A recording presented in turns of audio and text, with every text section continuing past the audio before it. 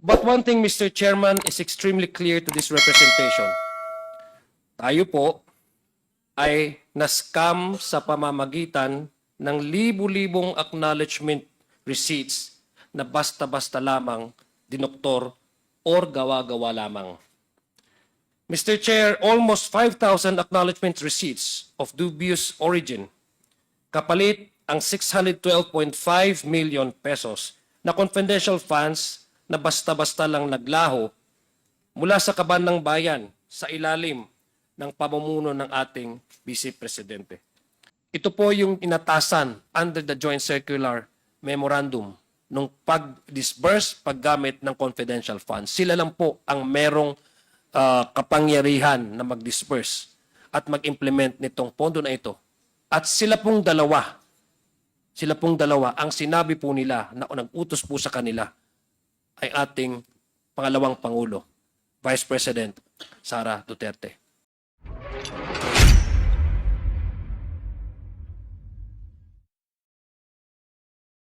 To my fellow Filipinos who are watching right now, what we have witnessed in the past 7 hearings before this Committee on Good Government and Public Accountability of the House of Representatives has left us with more questions than answers.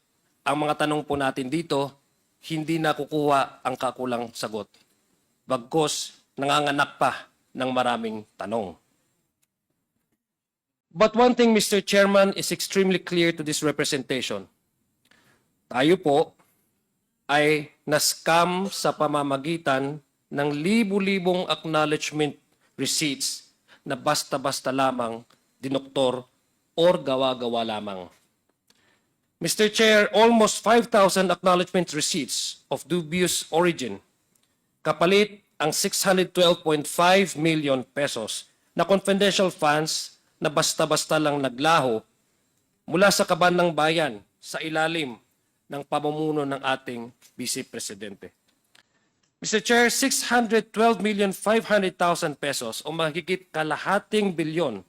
Mr. Chair, ito po ang pondo ng bayan na nawala o hindi ma-explain mula lamang December 2022 hanggang September 2023. 9 na buwan lamang po, Mr. Chairman. Sa ganitong halaga, halos budget na po ng isang buong ahensya para sa isang buong taon ang pinag-uusapan po dito. Pinaglaruan po tayo? Niloko ho ba tayo? O pinaglaruan po ang publiko pagdating sa kanilang pondo? Mr. Chairman, sa item 4.12 ng Joint Circular, ang requirement po sa government agencies na nagdi-disperse ng confidential funds is to submit documentary evidence of payment upon the liquidation at the end of the period for which it was allocated.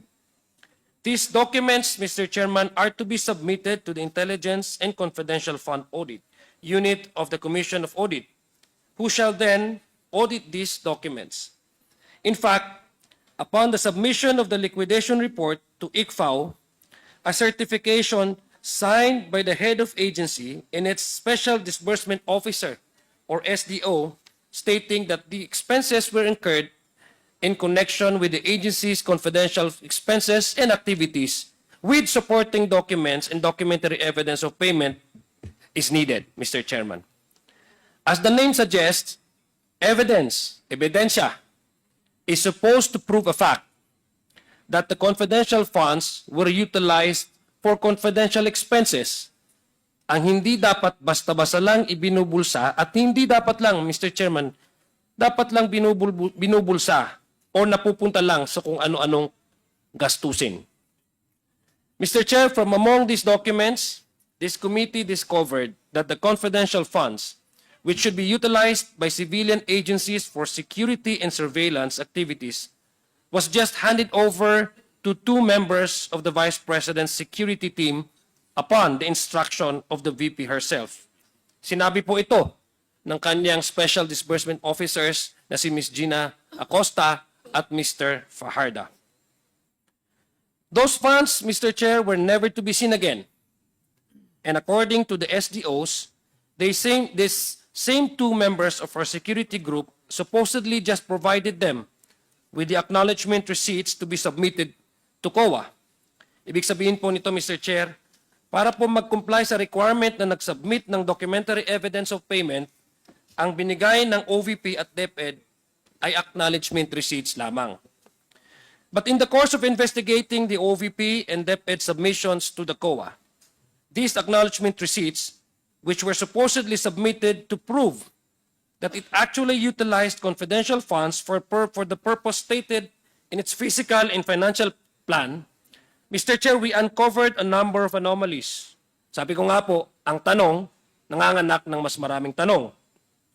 Mukhang ang mga supposed evidence or proof of the use of these confidential funds ay bogus or gawa-gawa lamang. Fake no, ang tawag po sa English. These discoveries led us to the conclusion that something was really amiss, Mr. Chair. May mali na ang pagkakamali na ito ay humahantong po, Mr. Chairman, sa katiwalian. Under Joint Circular 2015-001, it states that confidential funds must be utilized during the period of the particular project. This was confirmed by a resource person, Attorney Gimora, who said during the November 20, 2024 hearing before this committee that she agreed that in relation to the submitted acknowledgement receipts for OVP's confidential funds in December 2022, these do not conform with the period that was covered by the confidential funds. Ito po yung kasagutan niya nung tinanong po siya ng ating kasamahan po dito, si Congressman Jill Bungalon. In the submitted acknowledgement receipts of the OVP to the COA, which as previously mentioned, it was supposedly a proof of its utilization of confidential funds from December 21 to December 31, 2022. And yet, we found numerous receipts which were dated outside of the period. Ibig sabihin, may mga resibuta po tayo dyan na hindi po within the prescribed o tinalagang dates kung saan nagkaroon po ng utilization ng confidential funds. Mr. Chairman, yung confidential funds na dinisburse po ng December 21 to December 31 of 2022 ay mayroon din pong resibo tayong natanggap na dated na bago pa man ito, Mr. Chair, may mga acknowledgement receipts po tayo na natanggap na ito ay ginasta bago pa man ng December 21, 2022 at mga ibang acknowledgement receipts na nagasta ng December 2023. Ang tanong ko po, Mr. Chairman, sa atin, paano naman ito mangyayari, Mr. Chair? Hindi rin po pwedeng sabihin na para sa ibang confidential funds ito na napasama lang. Because neither the OVP nor the Department of Education had any confidential funds prior to 21 December 2023, nor for December 2023. Wala naman po na confidential funds na binibigay or accordingly gagamitin or gagastahin nung prior, bago nag-December 21, 2023 at wala naman pong confidential funds na allotted for December of 2023. What are shown on the screen, Mr. Chair, are not just the only ones we found as based on our examination of the acknowledgement receipts. We also found, Mr. Chair, that more than 150 acknowledgement receipts representing payments which amounted to more than 24 million pesos. Mahirap pong paniwalaan, Mr. Chair, na typographical errors ito o nagkamali lang po sa PEDSA. Masyado mo naman pong marami siguro ito yung mga typographical errors na ito because it amounts to 150 acknowledgement receipts. Further, in my experience, Mr. Chair, lahat naman ho tayo nagkakamali. Human error ang tawag po natin. Human error as to the writing of the dates would typically be that of the previous year and not of the succeeding year. Ibig sabihin, Mr. Chair, lahat naman ho tayo nagkakamali, lalo lang na pag mga bagong taon.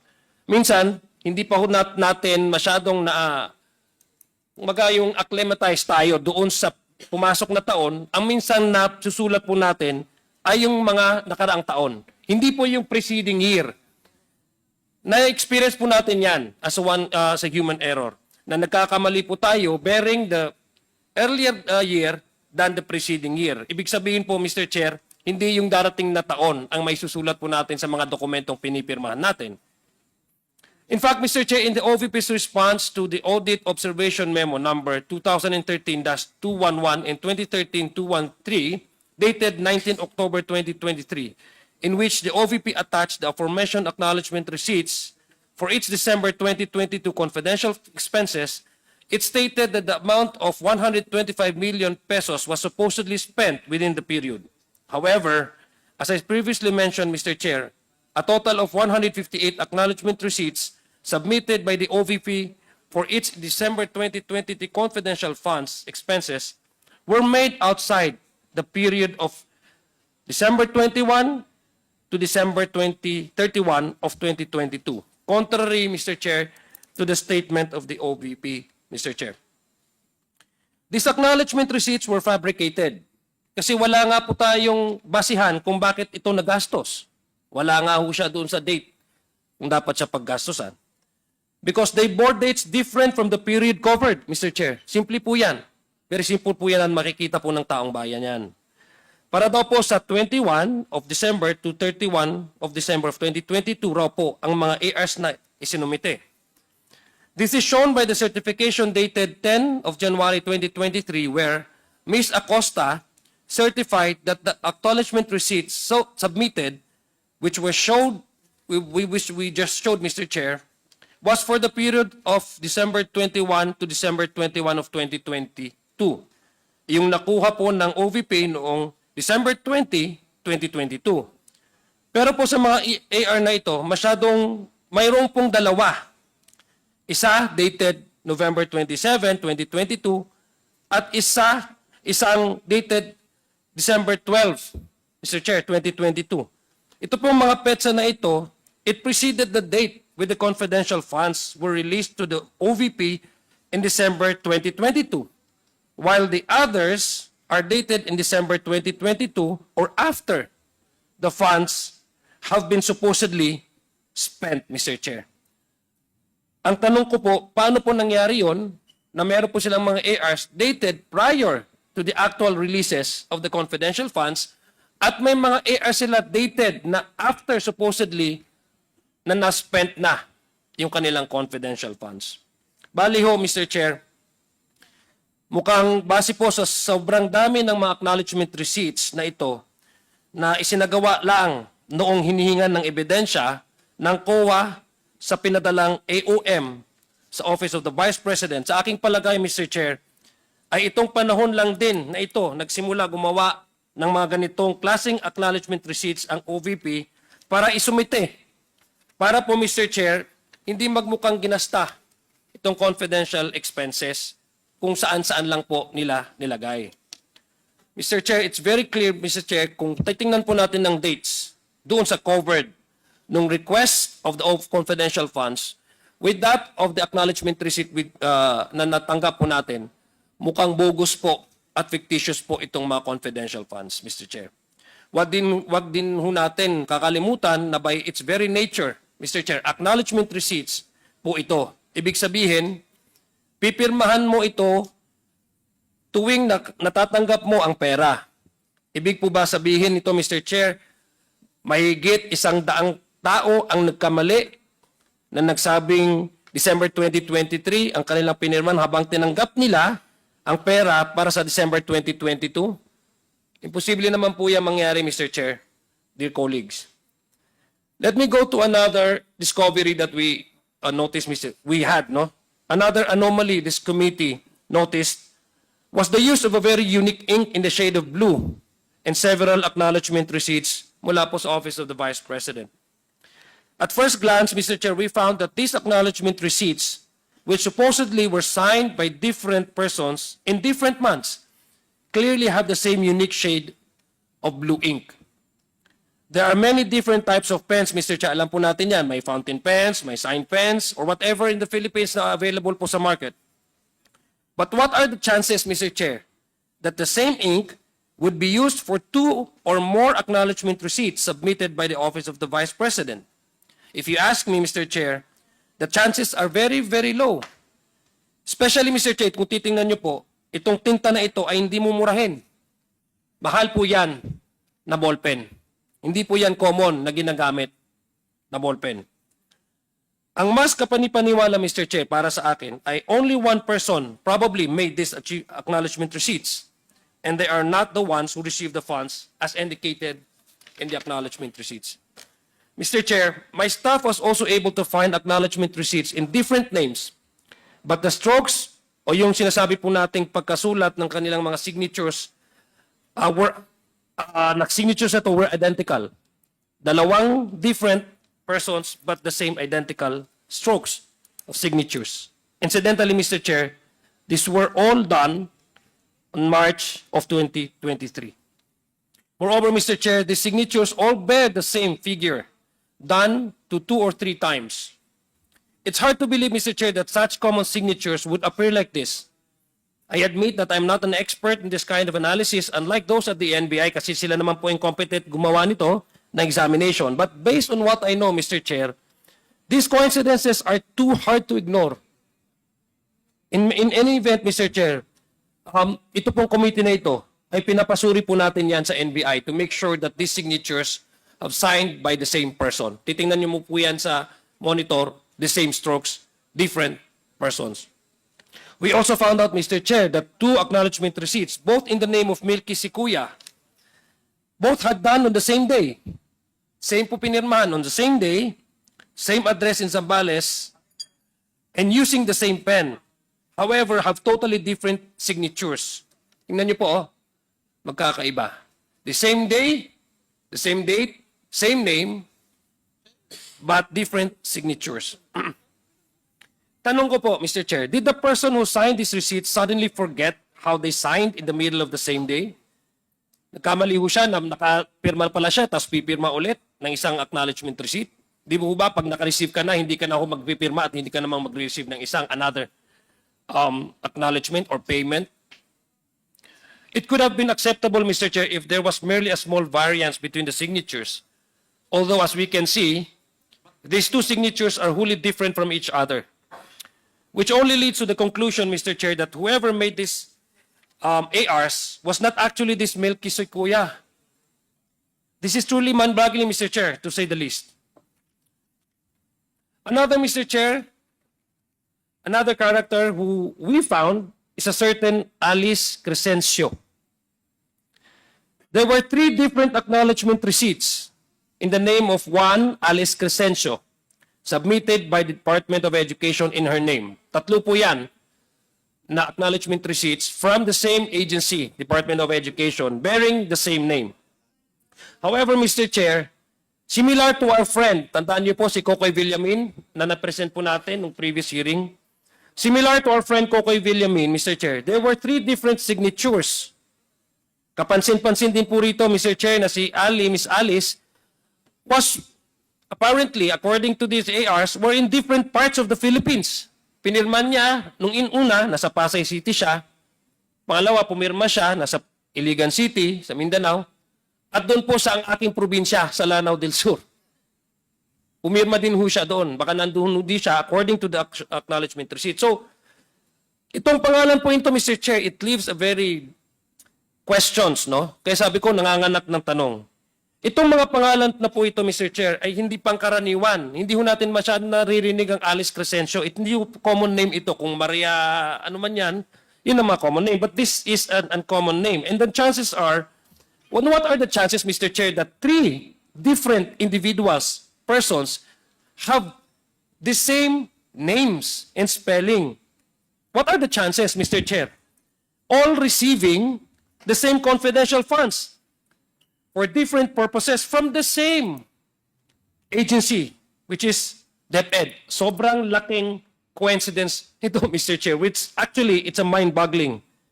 Medyo po para sa akin, kung isipin po natin ito, medyo kalokohan. I'm sorry to use the term po. Medyo kalokohan na po ito. The more likely explanation na gusto ko pong isipin ay itong mga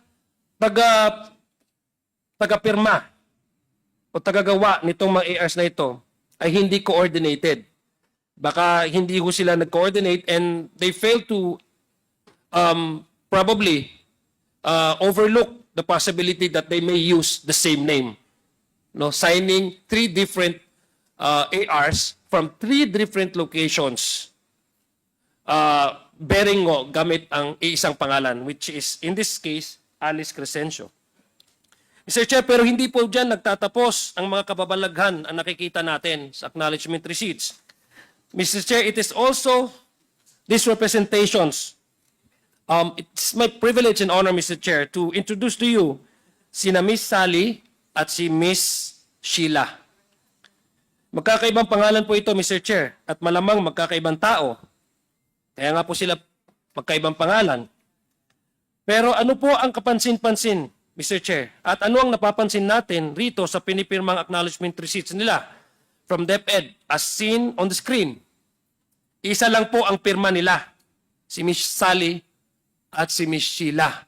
Kabaliktaran po ito ni Kokoy Villamin. Si Kokoy, parehong pangalan pero iisa ang pirma.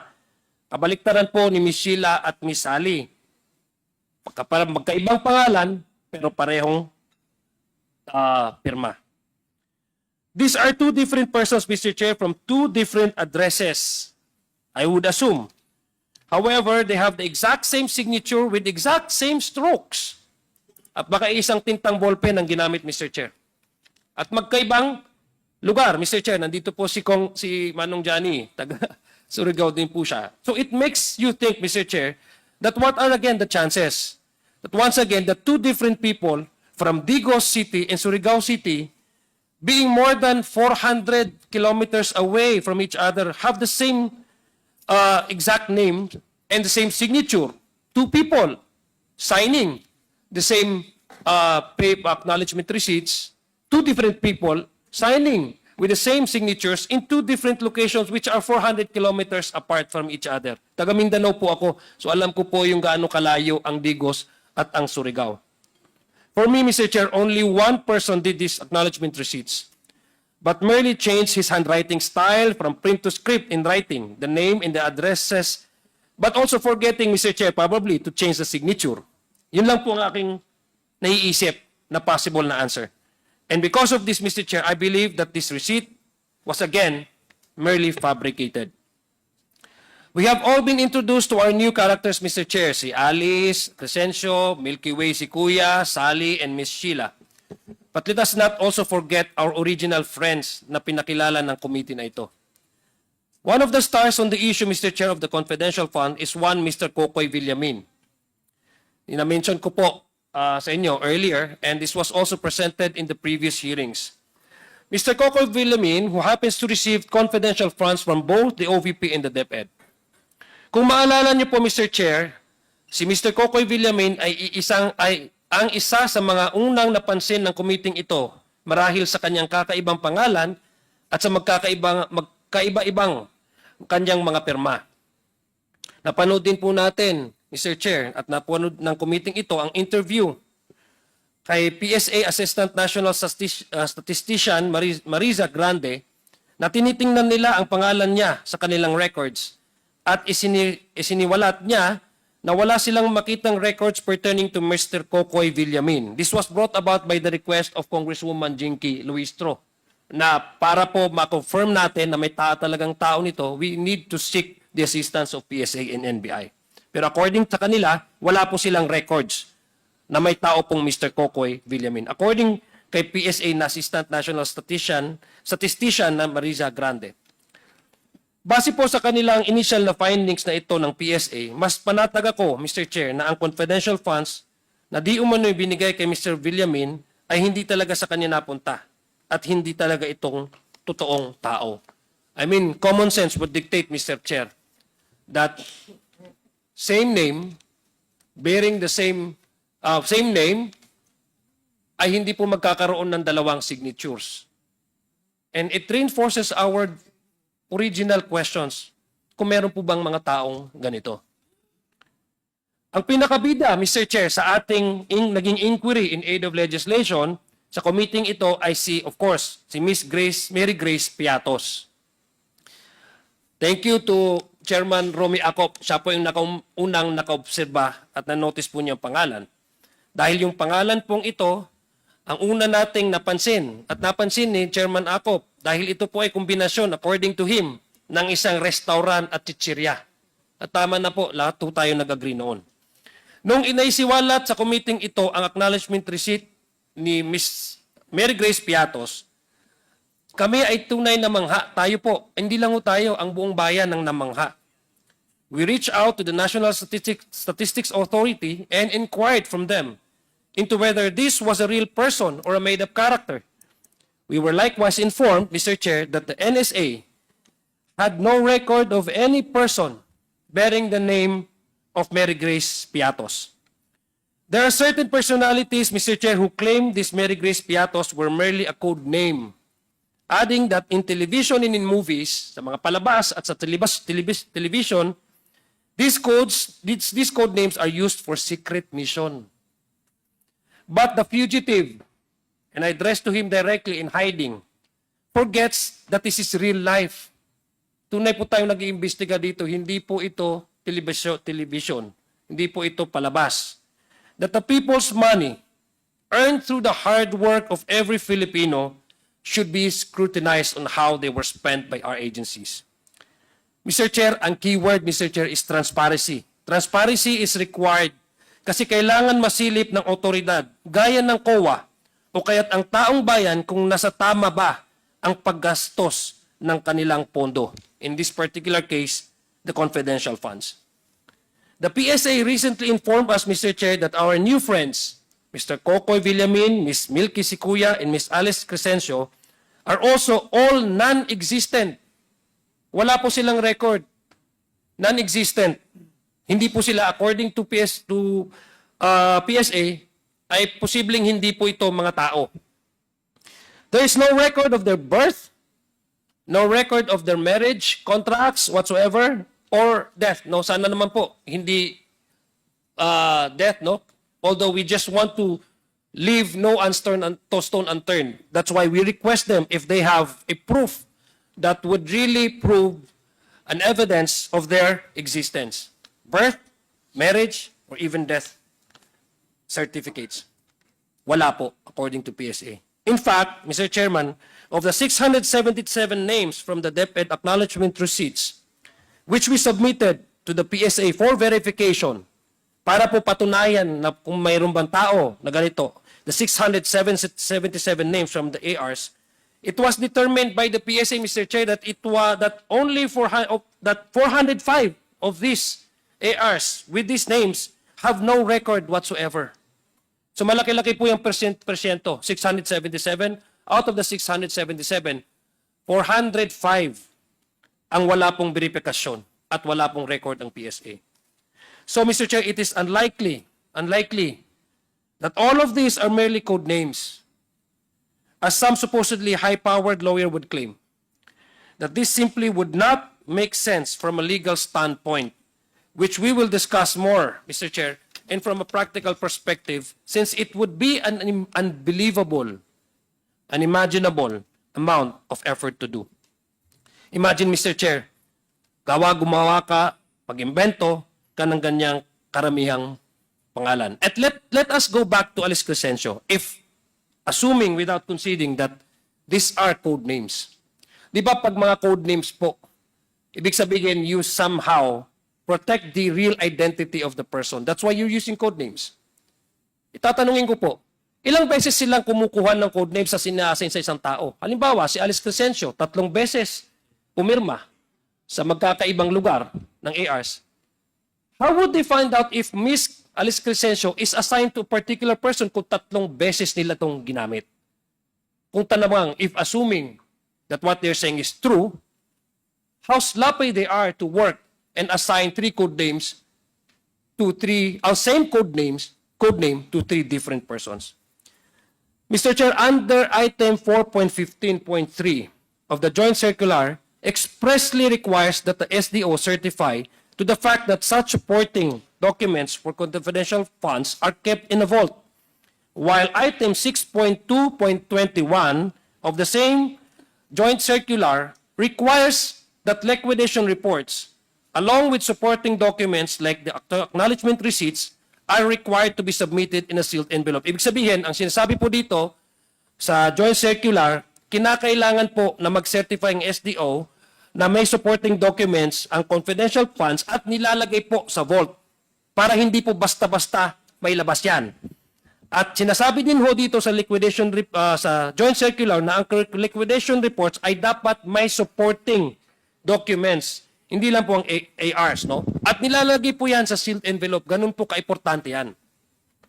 Ang mga requirements po na ito, Mr. Chair, ay tiyak na alam ng mga staff po ng opisina ng Vice President at ng Department of Education. In fact, Mr. Chair, to prove that they know this circular, the requirement of this circular memorandum, sinabi po ni Ms. Gina Acosta, in a certification dated 10 January of 2022, certified si Ms. Acosta that the details and supporting documents relating to use of confidential funds are kept in safe. Sinabi po niya yan, na nilalagay po nila as a way to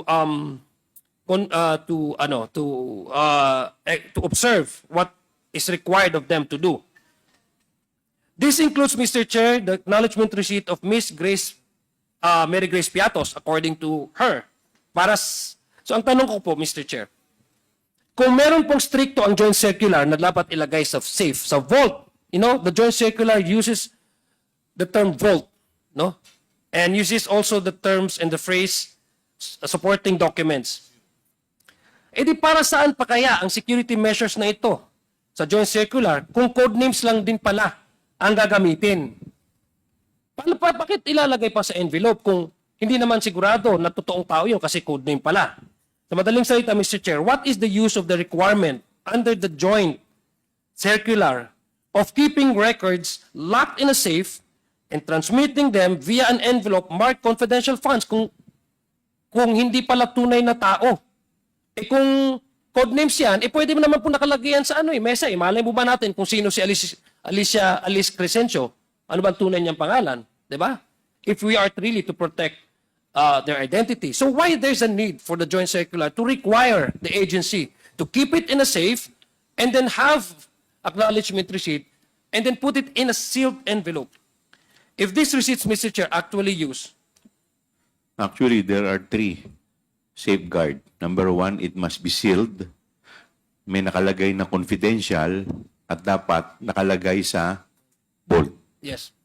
And those 3 requirements were already confirmed by Ms. Gina Acosta, Mr. Chair, in the previous hearing.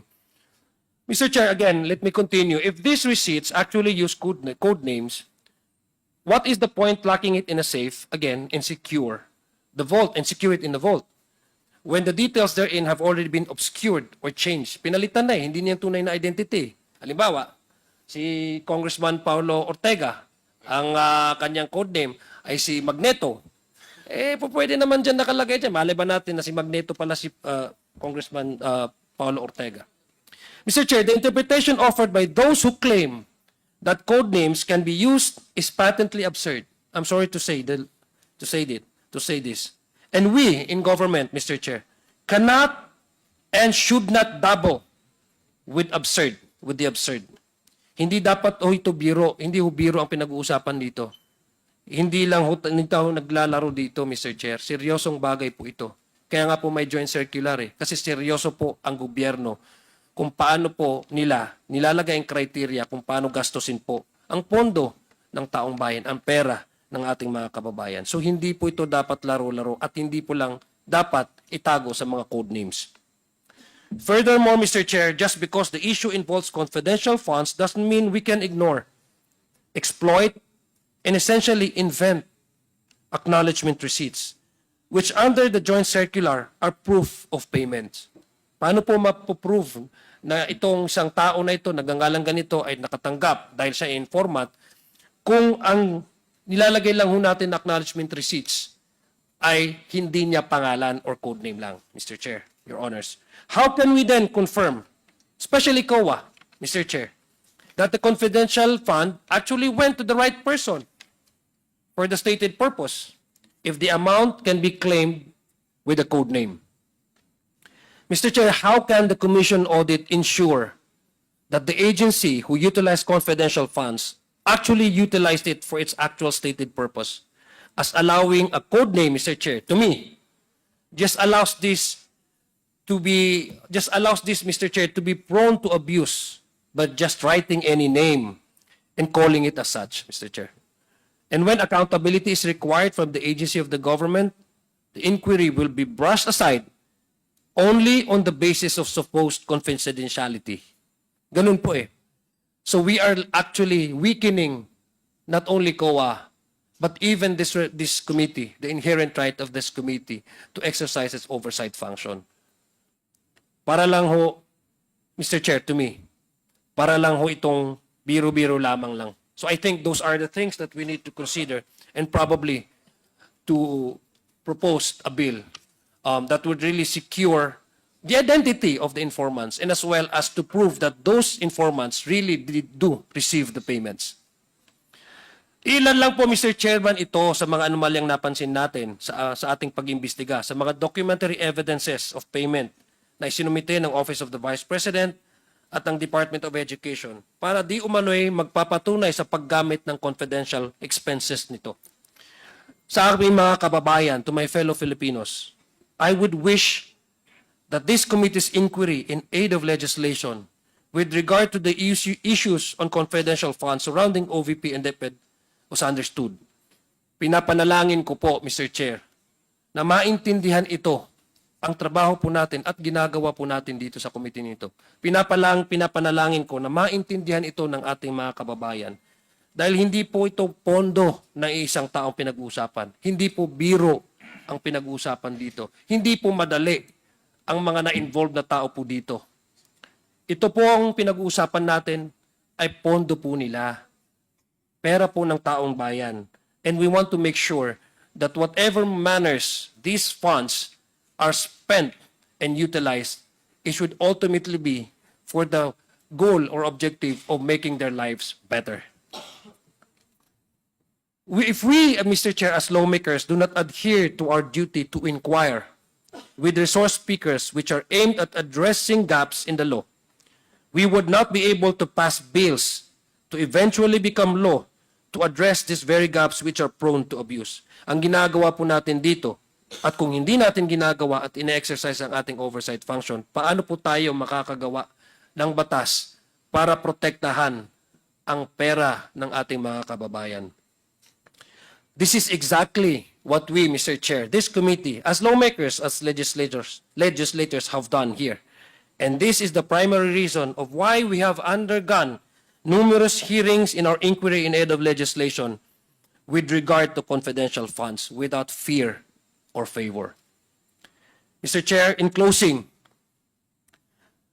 other than our goal of hopefully passing a bill to address these gaps in the law surrounding confidential funds so that this may not be abused again by those in power, we should not forget who facilitated this abuse, Mr. Chair. Sabi ko nga, hindi po madali itong investigasyon na ito dahil ang involved po ay matataas na opisyal ng ating gobyerno. There's only one person, Mr. Chair, in the middle of the issues surrounding the anomalous utilization of confidential funds of the Office of the Vice President and the Department of Education. Ang tinuturo po ng lahat na naging bisita po natin dito sa committee ito. The very last invitees na nag-appear po sa committee ito, ang Special Disbursement Officers ng Department of Education nung kapanahunan po niya at ng Office of the Vice President. Ito po yung inatasan under the Joint Circular Memorandum nung pag-disburse, paggamit ng confidential funds. Sila lang po ang merong kapangyarihan na mag-disburse at mag-implement nitong pondo na ito. At sila pong dalawa, ang sinabi po nila na nag-utos po sa kanila ay ating pangalawang Pangulo, Vice President Sara Duterte. Mr. Chair, wala pong personalan ito. Trabaho lang. Marami pong salamat.